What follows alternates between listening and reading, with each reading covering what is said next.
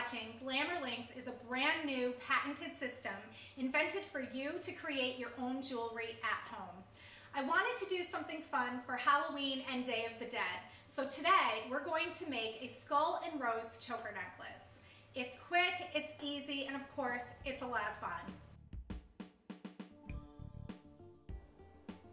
So today, for this awesome skull and rose choker necklace, I'm going to use small jump rings, and I'm also going to use small Glamour Lynx beads. Last week we used larger beads and also larger jump rings to make our project. Always remember, when you're opening and closing a jump ring, you want to twist the jump ring side to side. You don't ever want to spread it apart, because then you can lose the shape very easily and it's hard to get it back into a circle. So when you close it up, you just go right back in.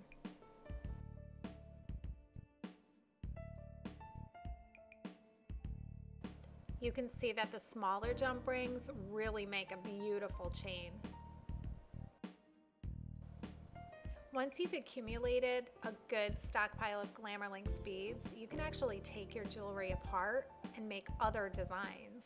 You can mix and match, you can take it apart, you can put it back together, you can make earrings, bracelets, necklaces, you know, totally depending on what you're wearing that day. That's the great thing about the beads. Nothing happens to the beads. They stay completely intact, and they're beautiful. All you do is just replace out the connectors, the jump rings.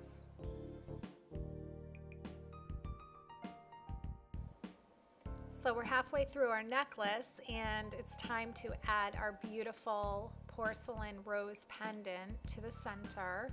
Now you're going to treat the rose just like you would any Glamour Lynx bead, and you're going to attach it with the jump ring.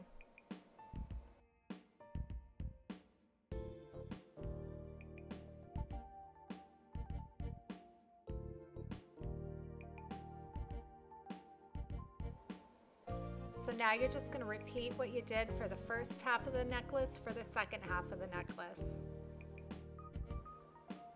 The reason our system is so fast is because our beads are pre-looped for you. You don't have to go through all that agony of measuring, cutting, and bending wire over and over just to make one piece of jewelry. So the only place you can find Glamour Lynx beads is at glamourlynx.com. I'm going to use a black lobster clasp on one end of my necklace, and I'm going to attach it the same way I attach all of my Glamour Lynx beads, and that's with a jump ring. And as I said last week, the reason I like to use a lobster clasp is you can clasp it anywhere along the chain to either shorten your necklace or, you know, make it longer. It depends on where you clasp it.